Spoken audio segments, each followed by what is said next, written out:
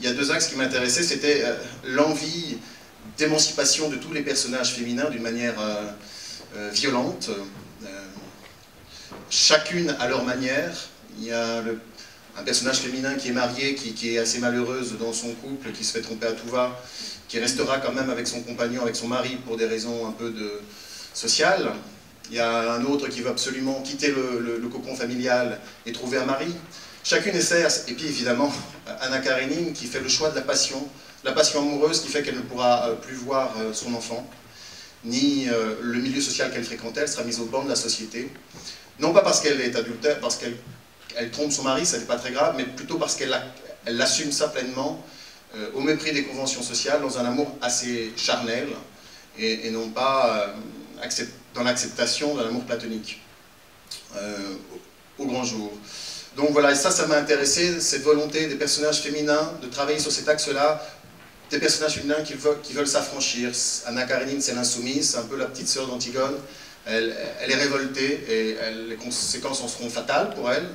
Voilà, ça c'était le premier axe de lecture que j'ai eu. Ensuite, l'autre axe a été le rapport de Tolstoï, de l'époque aussi, à l'éducation, son envie de l'éducation comme levier de progrès face à l'obscurantisme. Et ça m'intéressait aussi beaucoup, et notamment à travers ça aussi le rapport à la méritocratie. Alors ça, parce que c'est quelque chose qui dans notre génération, en tout cas moi, me parle énormément, le fait qu'on peut sortir des grandes écoles et se retrouver à ne pas avoir de travail. Et il en parle énormément, Tolstoï, le rapport au mérite, le rapport au fait qu'on soit payé pour son talent, que certains soient payés 100 fois plus que d'autres, maintenant encore plus je crois. Et ça, parce que c'est cette époque-là, ces deux axes, donc la méritocratie, l'envie d'émancipation des femmes, sont les deux axes qui m'ont vraiment intéressé. Et puis, puisque c'était la naissance du capitalisme, aussi il y avait la naissance du nihilisme et des révolutionnaires, et il y a cette réflexion sur le capitalisme, évidemment, qui nous parle au cœur encore aujourd'hui.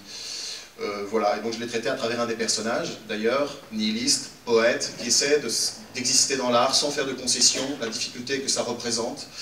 Voilà, et ça aussi, évidemment, ça nous parle.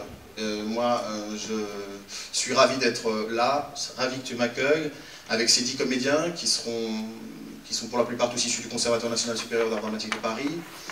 Et voilà, on se promet, on va monter cette adaptation avec la plus belle femme de Russie, je vous le garantis. Voilà, merci. Merci.